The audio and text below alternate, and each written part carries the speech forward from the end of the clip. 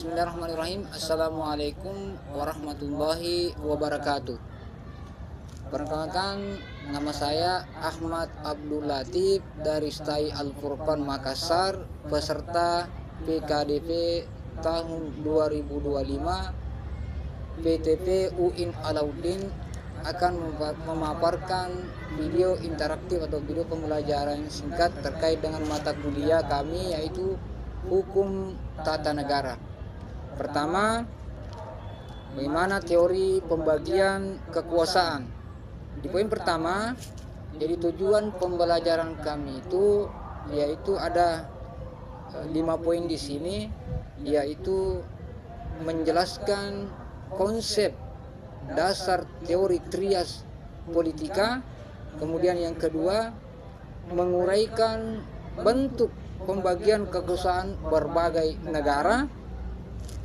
Kemudian yang ketiga, menyebutkan kritik teori trias politika, menjelaskan konsep pembagian kekuasaan modern, dan yang kelima yaitu memberikan contoh praktiknya di Indonesia maupun di dunia.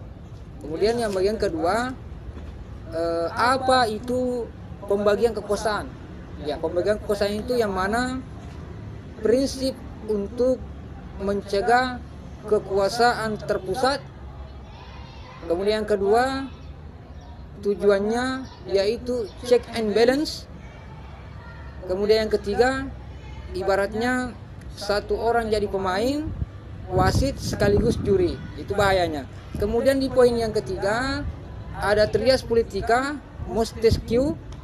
Yang pertama ada legislatif, membuat hukum atau DPR, eksekutif, melaksanakan hukum presiden. Kemudian yang ketiga, yudikatif, mengendalikan atau mengadili pelanggaran hukum, Mahkamah Agung dan Mahkamah Konstitusi. Kemudian selanjutnya, kritik terhadap trias politika ini ada 3 poin, yaitu tidak ada pemisahan absolut. Kemudian yang kedua, lahir institusi baru, KPK, Bawaslu, tantangan era digitalisasi dan globalisasi. Kemudian yang kelima, ada 3 poin juga di sini, beyond trias politika, warta politika, kekuasaan media dan LSM, desentralisasi, pusat dan daerah, judicial activism, Mahkamah Konstitusi, dan hukum progresif. Kemudian selanjutnya di poin ke-7 ada praktik yang kita lakukan di Indonesia. Ada 3 poin juga, yaitu Undang-Undang Dasar 1945 pasca amandemen, Mahkamah Konstitusi, KPK, pemilu langsung. Kemudian yang terakhir, check and balance, DPR versus Presiden, Mahkamah Konstitusi, batalkan undang-undang. Kemudian yang ke-8, jika Anda jadi presiden, bagaimana mencegah kekuasaan mutlak tersebut? Dan kemudian yang kedua, apakah KPK termasuk legislatif, eksekutif, yudikatif, atau di luar itu? Selain dari itu,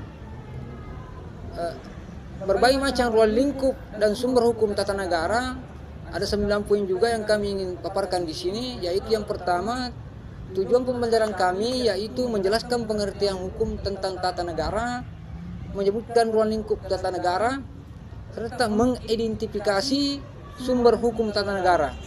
Kemudian yang selanjutnya, pengertian hukum tata negara, cabang hukum publik yang mengatur dasar-dasar penyelenggara negara, menjelaskan struktur fungsi, kewenangan lembaga negara, serta hak-hak warga negara. Kemudian selanjutnya, menjadi dasar bagi sistem konstitusi dan kekuasaan negara. Kemudian yang keempat atau selanjutnya yaitu objek hukum tata negara, yang mana ada 5 poin juga yang kami ingin paparkan di sini, yaitu bentuk negara, yang mana kesatuan atau federal, sistem pemerintahan, parlementer, presidensial, fungsi lembaga negara, hubungan antar lembaga dan warga negara, prinsip demokrasi dan konstitusionalitas.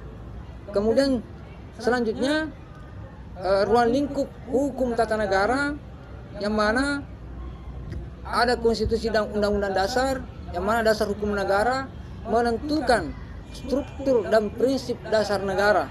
Kemudian lembaga negara, mulai dari Presiden, DPR, MPR, Mahkamah Agung, Mahkamah Konstitusi, KPU, dan lain-lainnya. Jadi itulah video pembelajaran interaktif yang kami sampaikan pada hari ini. Mudah-mudahan dengan video ini bermanfaat untuk bagi kita semua. Demikian dan terima kasih. Wallahu muwaffiq ila aqwamit thoriq. Assalamualaikum warahmatullahi wabarakatuh.